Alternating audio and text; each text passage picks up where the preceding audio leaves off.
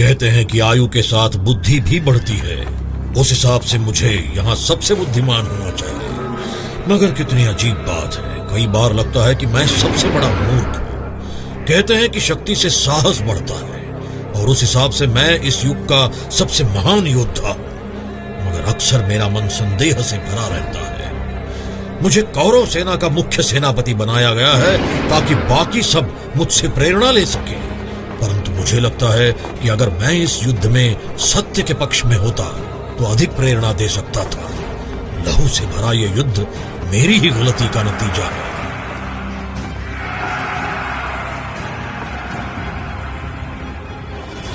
ये युद्ध एक कड़वी कहानी का बड़ा ही कड़वा अंत था। मेरी कहानी का। कदाचित सभी बूढ़े ये सोचकर खुद को मूर्ख बनाते हैं कि ये विश्व तब अधिक अच्छा था जब वो जवान थे।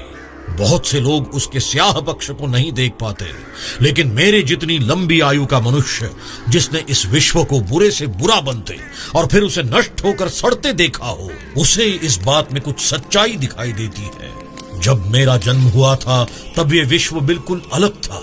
हमने विश्व को तोड़कर ये जानने का प्रयास नहीं किया था कि वो कैसे काम करता है। तब लोग जादू और चमत्कार पर विश्वास करते थे। वो विश्व अजूबों से भरा था। जब मेरे पिता शांतनु, कौरवों के युवा सम्राट ने एक दिन विशाल नदी गंगा के किनारे जो देखा, उसे देखकर उन्हें विश्वास हो गया कि उनके सामने बैठी स्त्री एक देवी है। उन्हें उससे प्रेम हो गया। उस देवी ने भी उन्हें देखा और वो भी उनके प्रेम में पड़ गई। देवी ने महाराज से वचन लिया कि वो कभी उनके निर्णयों पर कोई प्रश्न नहीं करेंगे, अन्यथा वो हमेशा के लिए चली जाएंगी। तब महाराज ने हाँ कर दी। उन्होंने एक एक करके अपने 7 अभिशप्त शिशुओं की हत्या की। तब भी महाराज ने कोई प्रश्न नहीं किया, जबकि माता गंगा ने उन्हें अपनी कोख में पाला था।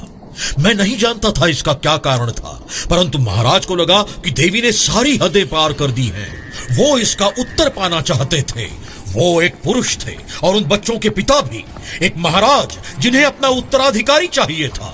8वें पुत्र के जन्म के बाद उन्होंने माता गंगा को उसके प्राण लेने से रोक दिया, परंतु उन्हें गंवा दिया।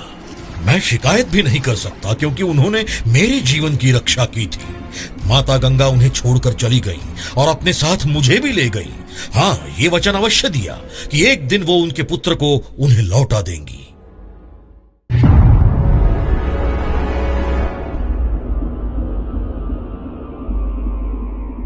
माता ने मुझे बाद में बताया कि उन्होंने जिन 7 शिशुओं की हत्या की थी वो उनके पुत्र नहीं थे, बल्कि अर्धदेव थे।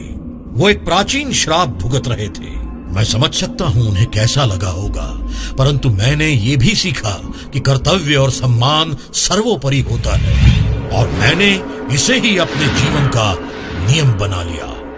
मेरी सबसे बड़ी विजयों और सबसे बड़ी असफलताओं का स्रोत यही है। मैं अपनी मां को गलत नहीं ठहरा सकता था। मैं उनका इकलौता पुत्र था, उनका सब कुछ। मेरे जीवन के प्रारंभिक वर्ष हर्ष उल्लास और अचरजों से भरे थे। मुझे भी देव गुरुओं से शिक्षा मिली। मेरे शिक्षक वो साधु थे जिनके अंदर प्राचीन अग्नि भरी थी। परंतु मैं जिनसे सबसे अधिक प्यार करता था और डरता था वो थे अमर अजेय परशुराम, जिनके हाथ में परशु था। कहा जाता था कि वो भी कृष्ण की तरह एक जीते जागते भगवान थे। गुरु परशुराम ने कई महायोद्धाओं का अंत किया था। वो स्वयं एक मिथक थे और मैंने उनके जैसा योद्धा अपने जीवन में नहीं देखा। एक बार राजकुमारी अंबा के कारण मेरे साथ भी उनका युद्ध हुआ था।